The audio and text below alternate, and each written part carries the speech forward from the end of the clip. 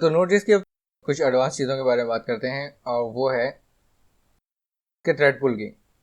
तो ये जो नोड.जेएस का फाइल सिस्टम है ये प्रोवाइड करता है नोड.जेएस असल में libUV के ज़रिए, जो कि एक C++ की लाइब्रेरी है। नोड.जेएस यूज़ करता है फाइल सिस्टम की APIs के लिए, मतलब ये कर रहा होता है। और इसके जो है असल में थ्रेड्स हैं, कुछ थ्रेड पूल, इसका एक थ्रेड पूल है। इसके अंदर जो है बाय डिफ़ॉल्ट 4 थ्रेड्स होते हैं।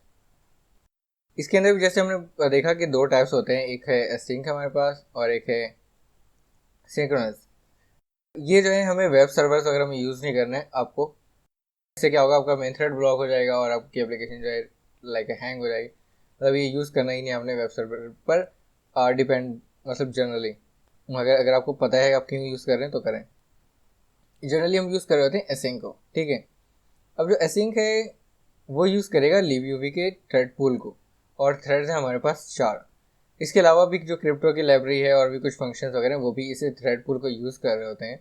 तो ये इसका मतलब क्या है कि फॉर एग्जांपल आपके पास अगर किसी ने एक रिक्वेस्ट की है कहीं पर फॉर एग्जांपल, और आप एक फ़ाइल रीड कर रहे हैं, ठीक है। तो आपने किया रीड फाइल करो भाई, रीड फाइल आपने चलाया। एक बार आपने रीड फाइल का जो फंक्शन चलाया, ये क्या होगा, यहाँ से एक थ्रेड पूल को लेगा और वो ऑपरेशन, मतलब इसको बोलेगा कि एक काम करो। तो ये एक थ्रेड जो है बिजी हो गया फाइल रीड करने में।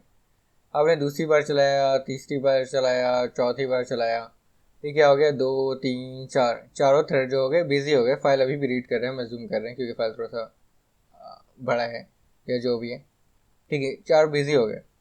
अब आप जब पांचवा फंक्शन चलाएंगे ना रीड फाइल का, एसिंक्रोनस ही, तो क्या होगा, ये रुकेगा, वेट पे होगा। क्यों? क्योंकि इसके पास थ्रेड्स अभी हैं ही नहीं, थ्रेड्स अवेलेबल नहीं है, थ्रेड पूल अवेलेबल नहीं है, क्योंकि ये सारे जो है अभी बिजी हैं। जो थ्रेड पूल libUV के थे वो बिजी हैं। तो अब आपका क्या होगा, ये फंक्शन थोड़ा सा रुका रहेगा, वेट करेगा कि कोई थ्रेड फ्री हो तो ये काम हो। और अगर अब यही 6 7 10 अगर कर दें तो ये सारे जो हैं वेट कर रहे होंगे आपके इवेंट लूप के अंदर कि भाई जैसे थ्रेड पूल खाली हो हम प्रोसेस हो। जैसे ये फ्री होगा जो नेक्स्ट है वो चलाएगा, थ्रेड पूल को यूज़ करेगा। तो मतलब मेरे यहाँ पे कहने का मकसद, वैसे छोटी जो फाइल्स वगैरह होंगी वहाँ तो आपको पता भी नहीं चलेगा, मतलब जनरली बहुत ही तेज़ी से ये काम हो रहा होता है फाइल सिस्टम वगैरह का, तो आपको पता नहीं चलेगा। मगर कोई अगर हाई परफॉर्मेंस वेब सर्वर वगैरह है तो वहाँ पर जो है ये आपको परफॉर्मेंस में बॉटल नेक शो हो रहा होगा, या शो हो सकता है, डिपेंड, मतलब आप परफॉर्मेंस को कर रहे हैं या किस तरीके से चल रहा है। तो आपको परफॉर्मेंस में दिखेगा कि ये परफॉर्मेंस आपकी मतलब डाउन हो रही है फाइल सिस्टम की। तो उसका हल क्या है? तो उसका हल ये है कि आप क्या कर सकते हैं, आप कर सकते हैं कि इस थ्रेड पूल के साइज़ को आप बढ़ा सकते हैं।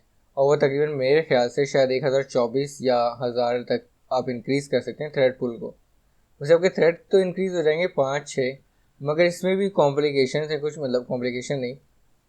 फॉर एग्जाम्पल आपके CPU में एक ही कोर है, तो बढ़ा देने से क्या होगा, असल में आप इसे असल में और ज़्यादा डीप में अगर जाए ना, तो ये फिर जो 4 थ्रेड हैं वो भी असल में एक ही कोर को यूज़ कर रहे होंगे। तो ये क्या करेगा, एक को थोड़ा सा टाइम इसको दे रहा है, थोड़ा सा टाइम इसको दे रहा है, थोड़ा सा इसको दे रहा है, थोड़ा सा इसको दे रहा है। तो एक साथ जो 4 को थोड़ा थोड़ा करके कर रहा है। अब ये 5 6 करेंगे, सब क्या होंगे, एक ही बंदे के पास बार बार, जैसे FIP प्रोजेक्ट्स वगैरह में होता है ग्रुप प्रोजेक्ट्स में। तो सारे एक ही बंदे के पास, मतलब एक कोर के पास आकर वो अपना काम करवा रहे हैं। तो परफॉर्मेंस, ऐसा नहीं कि थ्रेड पूल आप बढ़ा दें तो आपकी परफॉर्मेंस बहुत ही अच्छी हो जाएगी।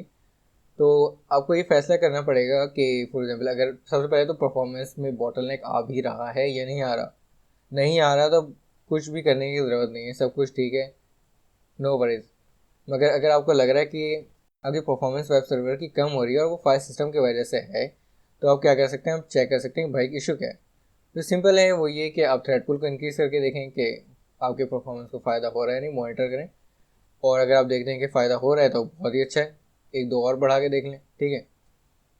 और एक वक्त ऐसा है जैसे आप देखेंगे कि फ़ायदा नहीं हो रहा और जो चीज़ें पहले जल्दी होती थी, फॉर एग्जाम्पल ये, क्योंकि जब 4 थे तो कम लोग यहाँ पर जा रहे हैं तो काम क्या है, एक एक सेकंड में जैसे हो रहा है। और आपने थ्रेड 15 20 कर दिए तो अब ये जो है 2 सेकंड ले रहे हैं, क्योंकि सब शेयर्ड है एक कोर।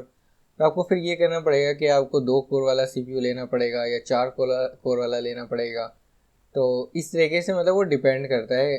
जनरली जो है आपके स्मॉल एप्लीकेशन में ये इशू नहीं आएगा, मगर बहुत ज़्यादा अगर आप फाइल सिस्टम से रिलेटेड काम कर रहे हैं तो ये इशू आ सकता है आपके पास, और अभी आएगा भी, डिपेंड करता है। तो इस बात का जो है आपको ख्याल रखना है कि ज़्यादा फाइल सिस्टम की चीज़ें फालतू में यूज़ ना करें। तो इसीलिए हम क्या कर सकते हैं कि S3 वगैरह जो बकेट्स वगैरह होती हैं थर्ड पार्टी, अब वो आप यूज़ कर सकते हैं। और वैसे अगर देखा जाए तो जनरली जो ड्रॉपलेट्स, अगर गोडैडी नहीं, क्या कहते हैं, डिजिटल ओशियन है या लाइटसेल वगैरह है, तो सर्वर में जैसे हार्ड डिस्क यूज़ की होती है मेरे ख्याल से 25 GB या 20 GB की, तो उसमें आप फाइल सिस्टम के ज़रिए रीड राइट कर सकते हैं। मगर उसमें ये है कि आपने अगर डिलीट कर दिया तो खैर उसकी भी चीज़ें डिफरेंट कॉन्फ़िगरेशंस होती हैं। तो सिंपली जो मेरा यहाँ पे TLDR है वो ये है कि फाइल सिस्टम भले एसिंक हो, कहाँ गया ये वाला है, मगर इसका मतलब ये नहीं है कि आप हज़ारों फाइल्स एक साथ रीड करने लग जाएं और कुछ नहीं होगा, परफॉर्मेंस पर फ़र्क पड़ सकता है। तो बस ये ख्याल रखें कि अगर आपको लग रहा है फाइल सिस्टम से परफॉर्मेंस में फ़र्क पड़ रहा है, तो आपको या तो थ्रेड आप पहले बढ़ा कर देखें, फ़ायदा हो रहा है, नहीं हो रहा तो कोर बढ़ाएं। और भी हार्ड डिस्क वगैरह के भी फ़र्क पड़ता है। फॉर एग्जाम्पल अगर HDD है सिंपल 720 RM ऐसा कुछ तो स्लो होगा, मगर SSD लेंगे तो फास्ट होगा। तो बस यही चीज़ें हैं। और अगर आपको ये वीडियो अच्छी लगी है तो प्लीज़ शेयर करें यार थोड़ा सा। तो अगर आपको लगता है कि मैं कोड करके दिखाऊं, रीड राइट वगैरह के ये सारे फंक्शंस के कोड किस तरह का हो ना हो, फिर कोई नया कंटेंट सजेस्ट करना चाहते हैं वो भी सजेस्ट करें। और आप चाहते हैं कि मैं ये एग्जाम्पल डिमॉन्स्ट्रेट करके दिखाऊं कि ये परफॉर्मेंस में क्या फ़र्क आ सकता है नहीं आ सकता, तो ये भी कर सकता हूँ। मगर फिर मुझे रिस्पॉन्स भी वैसा चाहिए, मतलब कोई देख ही नहीं रहा और फिर मैं ऐसी वीडियो बना के डालूँ तो मज़ा नहीं आता। तो अगर आपको पसंद आ रहा है तो बिल्कुल आप लाइक करें, सब्सक्राइब करें और कमेंट करके रिकमेंड करें। थैंक यू फॉर वॉचिंग इतना लंबा वीडियो। Best of luck, bye.